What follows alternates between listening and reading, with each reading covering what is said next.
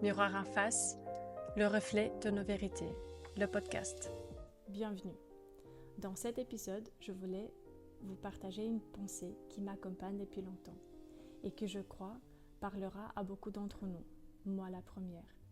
Changer de pays, de langue, de culture, ce n'est pas juste un changement de décor, c'est un changement de repère. Et parfois, c'est même un bouleversement de vie. Et très vite, on se pose des questions. Est-ce que je dois devenir une autre version de moi pour être mieux acceptée ici? Est-ce que je dois effacer des parties de moi pour me fondre dans le paysage? Et la peur du regard des autres qui revient souvent, parce que quand on est nouveau, on est visible. Mais paradoxalement, on se sent complètement invisible. Aujourd'hui, j'avais envie d'ouvrir cette discussion sur Miroir avec une femme inspirante, dont le parcours se reflète dans cette idée de complexité de reconstruction, de transition et de courage d'être soi. Bonjour Portia. Bonjour Marcella. Merci beaucoup. Je t'en prie. Et alors, première question. Quand tu es arrivée dans un nouveau pays, est-ce que tu t'es sentie libre, épanouie, ou est-ce que tu as directement ou très vite senti une pression de il faut vite rentrer dans un moule et il faut vite effacer de parties de moi pour vite être acceptée ici? En fait, ça, je sentais beaucoup plus tard. Au début, pour moi, c'était un autre contexte. Donc, j'étais dans la famille, les enfants, se marier, amoureuse. Et donc, j'étais complètement excitée et remplie de joie, juste de vivre autre chose. Mais c'est aussi quelque chose qui est dans mon caractère, on est parti sans plan, on est arrivé ici. C'était assez bien parce qu'on était bien entourés. Dans ce contexte-là, ça m'a quand même donné un départ assez protégé et calme, vraiment dans le cadre de famille. Parce que là, j'avais des gens autour de moi qui étaient sûrs de prendre soin de moi, de regarder tout ce que je faisais. Donc ça a rendu les choses beaucoup plus faciles. C'était plus difficile quand j'étais seule, après plus tard. Ouais. Ok, et donc du coup, ça me fait penser à une autre question. Est-ce que tu t'es vite sentie comme s'il y a une autre femme, une autre Portia qui était en train de naître, on va dire? Est-ce que tu devenais une autre personne? Est-ce que ton identité restait toujours la même ou plutôt changée? Ah non, là, pas du tout. Ça a changé. En fait, il y a des choses que je n'ai pas vues venir. Au début, je me suis dit, c'est normal, j'ai les enfants, je suis mariée, certaines choses vont changer. Mais, parce que tu étais très jeune aussi. Oui, quand on ne réfléchit pas, on ne peut pas venir des choses parce qu'on n'a pas planifié. Et en fait, plus tard, je me suis rendu compte que mes études, par exemple, parce que j'ai un diplôme de droit, je ne pouvais pas l'utiliser parce que ça vient de l'Angleterre et ici en Belgique, il faut faire notre type d'études. Donc ça, c'était une grande partie de mon identité que tout d'un coup, c'est comme quelqu'un a enlevé le terre au-dessus de mes pieds et je ne savais pas qu'est-ce que je vais faire. Et ça m'a mis quand même un peu dans une espèce un peu de dépression un petit peu pendant quelques mois parce que je ne savais pas qu'est-ce que je vais faire et comment je vais faire pour travailler. Donc ça, c'était une chose. Et puis, je me suis rendu compte qu'en fait, il faut parler français. Je ne parlais pas du tout français. La barrière de la langue. J'ai fait français à l'école, mais quand c'est dire du pain, un stylo, c'est pas assez. Et donc, quand j'ai commencé vraiment à essayer de rentrer dans le monde d'emploi, j'ai découvert en fait qu'il faut vraiment recommencer à zéro. Et donc, c'est là où ça commençait à faire un petit peu de travail sur mon identité, mon système. Et j'étais obligée en fait de lâcher certaines parties de moi sans avoir l'envie et certaines parties de moi parce que c'était en fait une partie de grandir. Et à la fin, c'est parce qu'il faut avancer, il faut faire quelque chose que tu acceptes et tu dis ok, je vais. Ça m'a pris quand même 2 ans d'arriver à parler français. Maintenant, je me débrouille pas mal. Oui. Mes Oui, enfants, oui, très bien. Oui. Est-ce que tu as eu justement des moments un peu plus inconfortables et des moments de discrimination, de te sentir rejetée? Ça, je peux dire, par exemple, où j'habitais dans mon pays, Zimbabwe, l'Afrique du Sud, là, on avait du vrai apartheid. Ok. Donc là, on voyait vraiment des différences entre les gens. Et là, tu sentais vraiment, vraiment de discrimination directe. Okay. Ici, en Belgique, c'est pas comme ça, c'est pas clair. C'est, on peut dire, passif. Donc, on ne sait jamais ce qui est exactement la raison qu'il y a un peu de friction avec certaines situations. Mais discrimination, je ne peux pas dire c'était par rapport à ma couleur de peau, c'était plutôt parce que les gens ne me comprenaient pas et ou bien je ne les comprenais pas et vite il y a un problème. Oui. C'est plutôt une question de langue. Force d'être étranger, ça m'a pas vraiment, c'était pas vraiment un souci. C'était plutôt par rapport à la langue, de parler. C'est là où ça coinçait immédiatement. Et cette barrière de langue, est-ce que tu l'as vécue, moi personnellement, parce que j'ai cette même situation. Et j'ai toujours eu cette commentaire que j'ai entendu des millions de fois. Ah, j'entends un petit accent. Oui, ça j'entends. Oui. Et je sais que c'est pas méchant, mais il y avait des moments où ça me gênait vraiment parce que maintenant, aujourd'hui, je suis fière de mon accent ou de cette partie où que j'accepte de moi. Mais c'est vrai que des moments où c'était vraiment inconfortable et vraiment, je rentrais à la maison, je pleurais. Donc c'était vraiment... Mais c'était aussi des moments que j'apprécie maintenant parce que avec du recul... Ouais. C'est toujours en dire, on voit tout après l'affaire. C'est vrai que j'ai vécu ça aussi, mais j'ai une côté aussi très perfectionniste où j'avais même pas envie de parler. Ah oui. Ah oui, je comprends. J'ai observé pendant 2 ans et demi et puis un jour, j'ai commencé à parler. Mais je faisais des petites erreurs. Mon ex-mari, il a bien rigolé de moi. Mais ils ont m'aidé un petit peu, mais c'est vrai que c'est embêtant de faire des erreurs. Et après, maintenant, je pense même plus. Le lâcher prise. Oui. C'est ça. Oui. Est-ce que tu as eu l'envie de te réinventer pour mieux t'intégrer dans un groupe, par exemple, ou un groupe social, un groupe d'amis, le groupe d'amis ou de la famille de ton mari, par exemple? C'est vrai que depuis même je suis un enfant, je suis toujours quelqu'un qui vit un peu dans la lune. Donc, je vis dans ma tête et je suis souvent comme quelqu'un qui observe, qui rentre dans des groupes. Mais de changer vraiment, non. Mais j'ai adopté, par exemple, j'adore quand les gens ils m'apprennent de nouvelles choses. Donc, je me suis fait des amis par rapport à des activités comme du yoga, des choses spirituelles, souvent ça. Okay. Donc, pour moi, c'était, j'ai travaillé sur de rester ouverte. Okay. Ça, c'était un travail parce que je me suis fermée un petit peu en fait quand j'ai venu ici parce qu'à un moment, j'ai réalisé qu'en fait, tu es dans un pays étranger. Ouais. Et ça m'a fait un petit peu peur. Ouais. D'approcher les gens. Donc ça c'était le vrai travail, de rester ouverte, de dire oui quand les gens m'invitent, parce que souvent tu te sabotes toi-même aussi. Hein. Je disais non, ou je reste chez moi, ou j'ai un peu gênée. Oui, on devient... Oui. En fait, si à la base on est extraverti, là on devient un peu forcé, introverti, parce qu'on se sent un peu plus pas encore à l'auteur, ou pas légitime de... Ou comment je vais arriver, comment je vais me présenter. Il m'invite à un dîner, mais qu'est-ce que je vais dire? Mais est-ce que maintenant tu pourrais pas, par exemple, si tu te regardes dans le miroir dans le présent maintenant, est-ce que tu penses que tu es la femme que tu as toujours été, ou est-ce que tu sens que tu as vécu plein de changements mais qui ont changé vraiment les bases de ta vie, de ta personnalité? Est-ce que...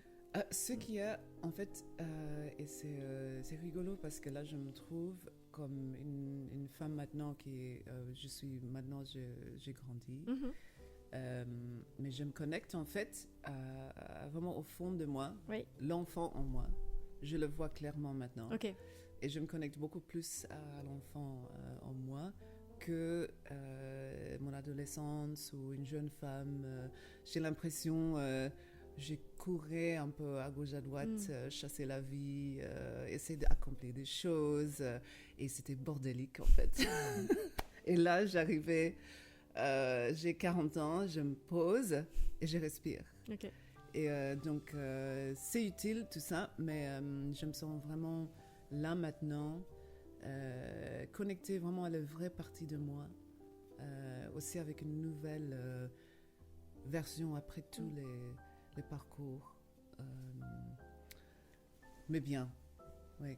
Est-ce que tu penses qu'il y a différentes théories comme quoi on a des masques ou des filtres qu'on se met, ou plutôt des masques, j'aime plus le terme de masque. Et toi, tu as eu une carrière, tu as été mannequin pendant combien d'années? Je ne sais plus. 10 ans. 10 ans. Et c'est un secteur où l'image, elle est tout en fait. Et donc, tu penses que maintenant, si tu regardes cette carrière-là, est-ce que ça t'a permis aussi de créer différents masques, que tu les portais en fonction de où tu étais, avec qui tu étais, de quoi vous parlez? Oui, ça... En fait, j'ai eu l'autre côté, en fait, où je me suis connectée à mon corps et moi-même, parce que pour beaucoup de gens, ils ont des expériences où ils prennent mal, en fait, de le regard des autres, des compliments, des choses comme ça. Mais pour moi, ça m'a fait un monde de bien. Okay. Ça m'a donné une bonne confiance parce que les gens, ils t'appellent pour travailler pour eux parce qu'ils veulent travailler avec toi. Et donc, pour moi, ça m'a aidé à me voir bien comme une femme, et ça m'a donné confiance sur moi. Et c'était vraiment c'est une monde qui bouge, les gens ils sont bien, on est traités comme des princesses, c'est super chouette. Et donc j'ai vraiment aimé ça, c'était vraiment un moment de bien. Ça m'a donné plein de choses positives, aussi une confiance qui est rare, parce que souvent on va dans le monde, dans la vie, et même pour arriver où je suis maintenant, pour réussir, d'avoir cette confiance en moi, ça vient de là. Oui. Parce que beaucoup de gens, ils s'arrêtent parce qu'ils manquent de confiance, ou ils ont un regard sur eux-mêmes, qu'ils ne voient pas vraiment qu'ils ont du beauté. Tout le monde a du beauté. Donc ça m'a vraiment bien aidé. Oui. Mais justement, si on parle des relations, que ce soit relations amoureuses ou amicales, est-ce qu'il faut vraiment dépasser certaines limites pour voir plus loin dans cette personne, pour voir la personne en intégralité que juste au premier abord? Moi, par expérience, je me suis trompée plusieurs fois. C'est vrai que ça, mais le monde a tellement changé. Parce que là, ça va faire... je suis divorcée en 2022, on est séparés, ça va faire 6 ans maintenant. Et c'est vrai que la relation que j'ai eue avec mon ex-mari, on s'est vu un jour, 2 semaines plus tard, il habitait avec moi. 3 mois plus tard, on s'est dit on va se marier, et c'était comme ça. Mais maintenant, de rencontrer un homme, j'ai vraiment cette difficulté-là où des gens se présentent dans une certaine façon, mais quand tu essaies d'aller plus loin, demander des choses ou savoir un peu plus sur eux, ils se ferment. Et c'est compliqué, en fait. Même avec des amis, des personnes, ça reste sur la surface. Je pense que, je ne sais pas si c'est quelque chose dans le monde, mais j'ai l'impression qu'on vit un moment où les gens, ils choisissent 2 côtés, en fait. Ou bien, il y a des gens comme nous, par exemple, qui veulent aller plus loin, qui font la recherche d'eux-mêmes, qui sont ouvertes. Et il y a des gens qui veulent juste bonjour, ça va, tout va bien. Qui se contentent avec le minimum. Oui. Ouais. Et d'essayer de le faire sentir, ça les embête, en fait. Ils n'ont pas envie d'aller si loin. Il y a des gens qui sont juste cette manière de vivre. Mais c'est vrai que c'est difficile parce que, par exemple, j'ai un peu, comment dire, une fatigue sociale. De m'investir dans les gens, et ça va jusque-là. Oui. Et puis tu te dis, oh, ok, il faut recommencer. Et c'est comme je disais la dernière fois, je ne suis plus sortie pendant 6 mois. Mais cette fatigue sociale, effectivement, c'est un phénomène, et c'est de plus en plus. Et je pense que c'est aussi quelque chose qu'on doit accepter et qu'on doit normaliser, dans le sens, c'est normal. On est tellement stimulé dans ce monde de partout, que c'est un peu normal de se sentir un peu overwhelmed de tout ça. Oui. Donc on peut se sentir un peu au recul, on a besoin de notre espace, on peut se sentir un peu plus calme ou intègre.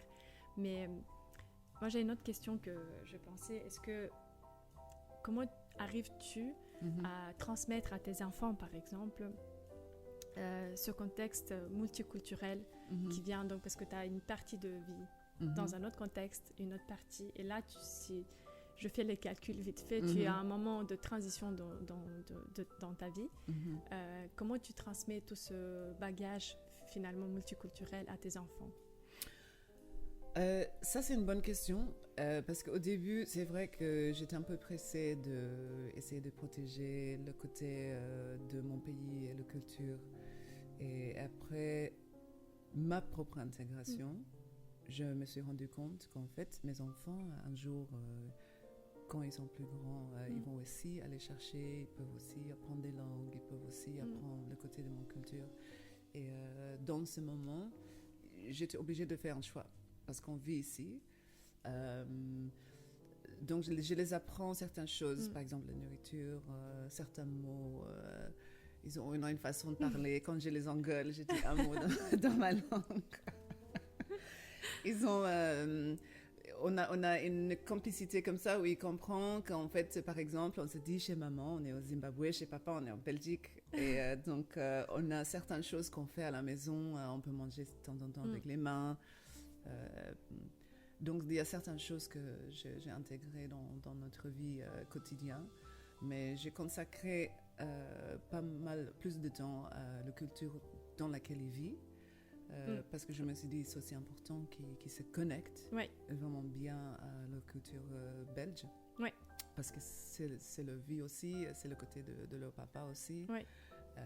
Et quand ils sont un peu plus grands, on peut faire des voyages, on peut vraiment discuter un peu plus sur mon pays. Parce que c'est aussi loin, c'est des voyages aussi qui sont assez... coûteux, j'imagine. Oui, il y a beaucoup de choses à comprendre, à voir. Et donc, je me suis dit, on va voir un peu plus tard comment on peut vraiment commencer à faire ça plus. Parce qu'on était aussi interrompu par Covid. Parce que j'étais sur une bonne partie de commencer à faire des petits voyages et de voir ma famille. Mais avec Covid, ça m'a perturbée. J'ai toujours pas repris les habitudes de planifier de longs voyages, de faire des choses... Mais c'est vrai, il faut recommencer ça. J'ai pensé à faire un jeu aujourd'hui avec toi. Ça s'appelle aujourd'hui le jeu de 3 miroirs. Et si on pense au premier miroir, ça sera le miroir du passé. Quel a été pour toi le déclic ou la transition où tu te dis ok, maintenant j'ai envie d'être moi-même. J'ai envie d'être Portia avec tout mon bagage du passé, avec tout ce que j'ai vécu, tout le contexte que j'ai pu voir et tous les changements que j'ai pu avoir. Ouais, ça c'est compliqué. Tu demandes le Portia qui sait ce qu'elle veut maintenant ou le Portia hier? Ça c'est le miroir du présent. Mais non, alors on va faire autre chose. Le passé, non, je comprends. Le passé... vraiment le déclic qui a fait que... Je pense que... Vraiment, je pense à la fin de l'année passée, j'arrivais à un moment et je me suis dit, en fait, je vais bien. Et je me suis restée juste un moment de calme et je me suis dit, écoute, en fait, je vais bien. Pourquoi je cours? Pourquoi je vais bien? Et j'ai eu juste un clic comme ça, que en fait, tout va bien. Et je peux juste me calmer, vivre ma vie et j'ai pas besoin de chercher extérieur de moi et que je vais bien moi-même toute seule, comme ça. Est-ce que ça a été un moment d'introspection de toi-même, par exemple, toi, devant un miroir, ou de te regarder en disant ok, j'accepte tout ce que j'étais avec tout ce que je peux être pour le futur, et est-ce que ça c'est un moment d'acceptation et de transition du coup? Oui, c'est un moment d'acceptation et une grande transition aussi, parce que j'avais beaucoup de colère à lâcher aussi. parce que j'ai vécu des choses aussi que je n'étais pas contente, pas heureuse. Je suis quelqu'un qui prend beaucoup, je prends beaucoup sur moi, je ne m'exprime pas beaucoup certaines choses. Et en fait, on se sent en droit de notre colère quand on est comme ça. Et je sentis vraiment une relâche de tout ça et des choses qui se mettent en place. Ou par exemple, même le père de mes enfants, je pouvais dire, ok, je l'accepte. Tout ce qui se passe, j'accepte comme ça. Et de maintenant, je prends soin de moi. Je ne fais pas des choses que je n'ai pas envie. Oui, je ne fais plus de choses que je n'ai pas envie. Si j'ai dit oui aux gens, c'est parce que j'ai envie. Si j'ai dit non, c'est parce que... Et je ne réfléchis plus surtout. C'était la façon de réfléchir trop, de se mettre en question, que je me suis dit, non, ça c'est... J'arrête. Et de ce moment-là, je suis beaucoup plus bien, plus à l'aise. Et je me sens vraiment... Tu es plus alignée. Oui. C'est ça. Oui. Et alors, le miroir du présent, quelle est la transition que tu vis en ce moment? Si on parle, par exemple, parce que je sais que tu te lances dans une nouvelle carrière professionnelle, qu'est-ce que tu aimerais bien faire et pourquoi ce choix? Donc, ce que je me focalise maintenant, c'est des méditations et le travail du trauma avec les gens, aussi des transitions dans la vie, comme j'ai vécu aussi. En fait, ce choix-là, ça m'a venu aussi parce que je suis vraiment pour enseigner ce que tu as vécu. Donc, tout ce que je fais, c'est des choses que j'ai fait pendant des années, j'ai testé, je vois le résultat pour moi. Et ce que j'ai découvert, c'était en fait la force qu'on a entre nous. C'est beaucoup, c'est le seul, en fait, le meilleur pour se guérir que de chercher à l'extérieur.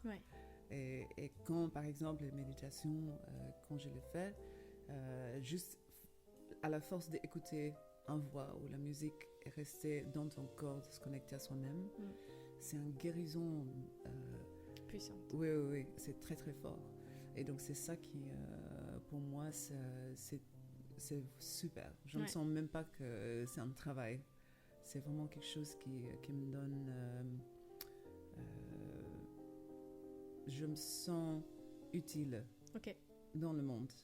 C'est ça que j'avais toujours envie de faire, mais utile aussi pour moi. Donc finalement, toutes les expériences que tu as vécues, ils t'ont amené aujourd'hui ici. Donc comme quoi tu as une chance de pouvoir voir exactement ce que tu as vécu pour former et créer la version de toi qui est en ce moment.